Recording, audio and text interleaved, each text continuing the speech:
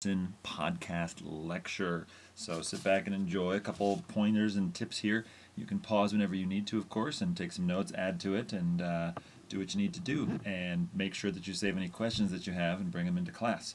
So let's begin right away as we attempt to understand Russian politics. And we turn in our notes to political regime.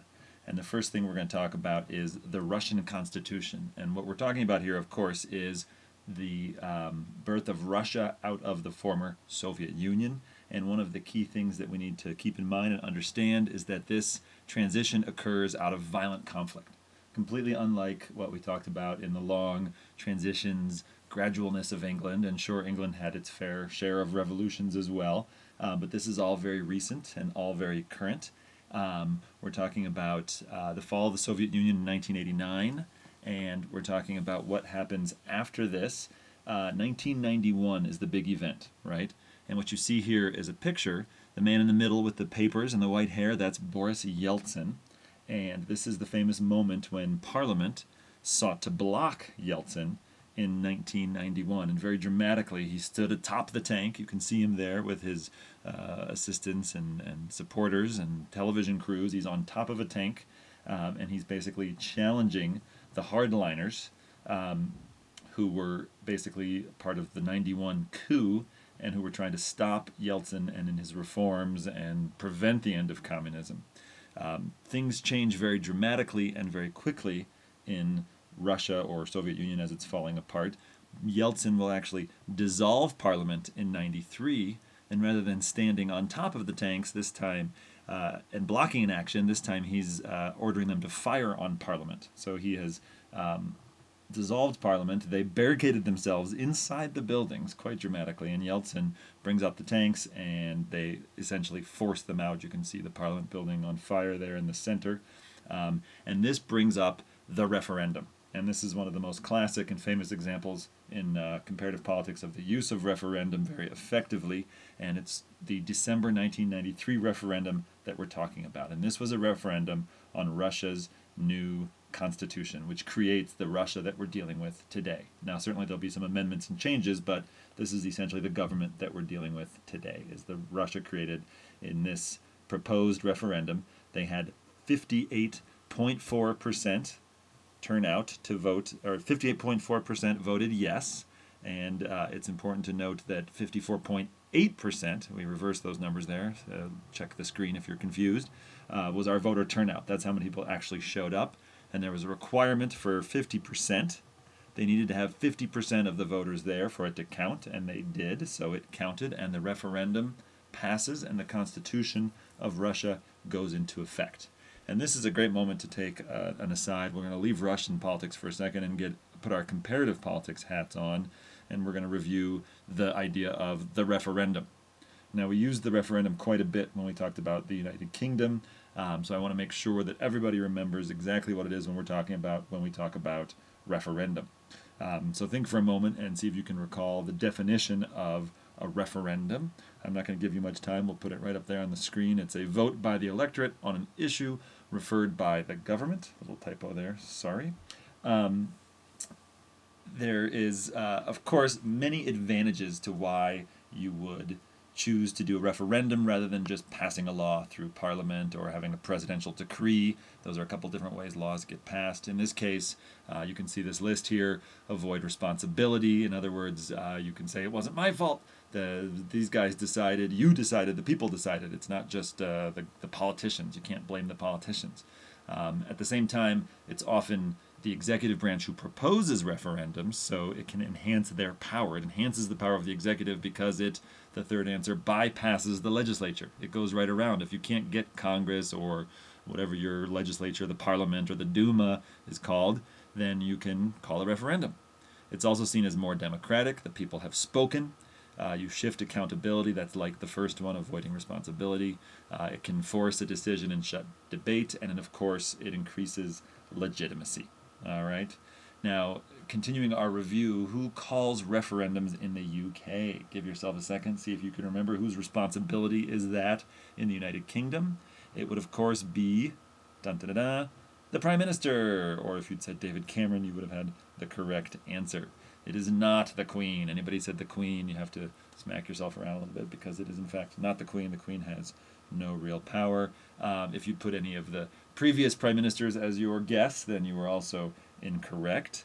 Previous prime ministers cannot call referendums. Can anybody remember examples of previous referendums, important referendums that we talked about in the United Kingdom's history?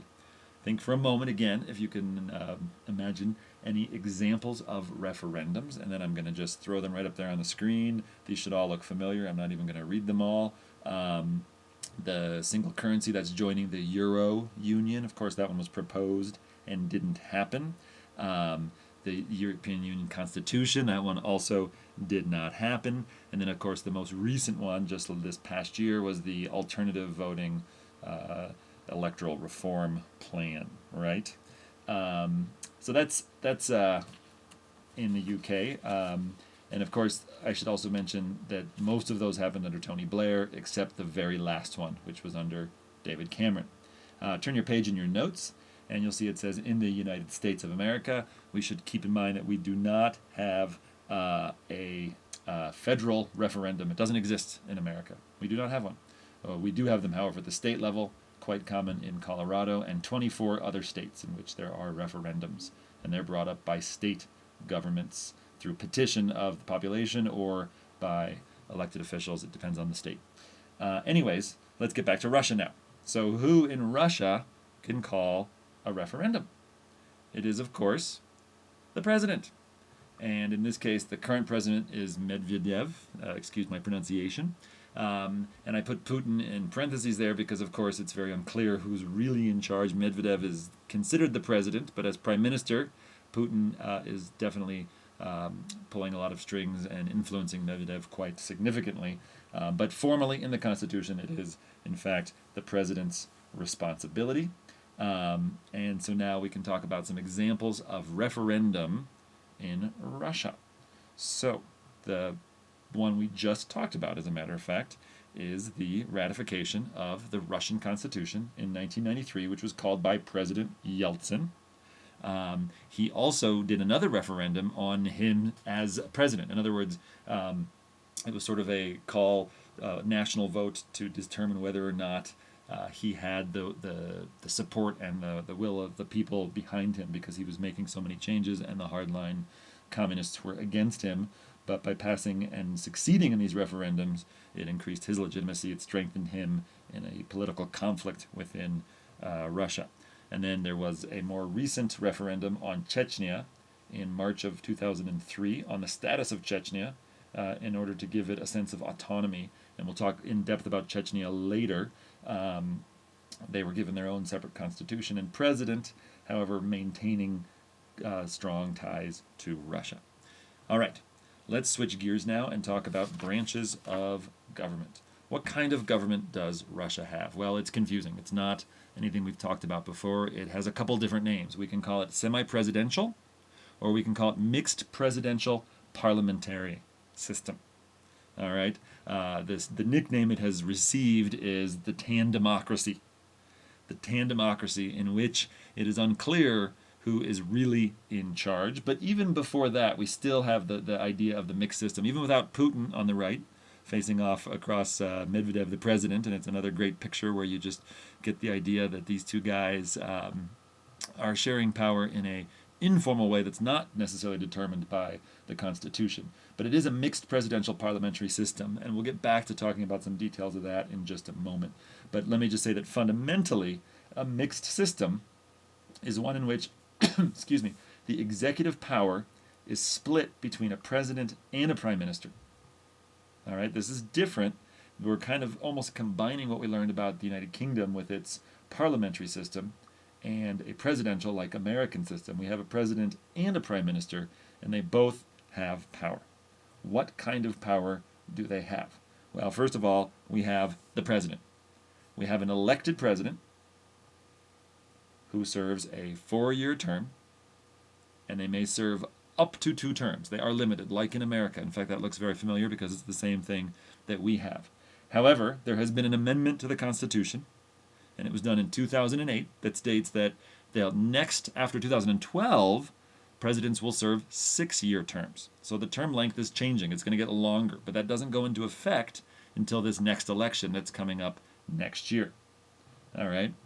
The president has a significant degree of independence. They're very hard to impeach, is what that means. They're very separate from Parliament. That's where we're definitely not a parliamentary system. So they are an executive branch head. The head of government, right, is the prime minister. Head of state is the president. However, the president has lots of important powers. He appoints governors. He is also in charge of what they call the Kremlin KGB, or now it's the FSB connection. KGB, probably heard of that. That's the Secret Service, Secret Police. Now it's known as the FSB, the special forces, or not the special forces, but the intelligence forces of the former Soviet Union and current Russia. And they're very much controlled by the president, and that's an incredibly important power. It's not on there, but presidents are also in charge of a lot of the foreign affairs, foreign relations issues. And so that's the president, that's the executive branch. And then, well, actually, let me review a couple more key definitions before we go on. And I forgot that these were in here, I apologize, and they don't actually fit right into your notes. See if you can squeeze them into this presidential section. And this is more just review, actually, so you don't even need to write these down if you don't want to. But a presidential system, I'll remind you, is a system of government, as your notes say, in which the chief executive is elected specifically in a national ballot, independent of the legislative branch. That's what makes something presidential, right? Then we have the parliamentary system, which you all defined on the last test. It's the system of government in which the executive is named by the legislature, is answerable to the legislature, and may be, in fact, dismissed by the legislature. Okay?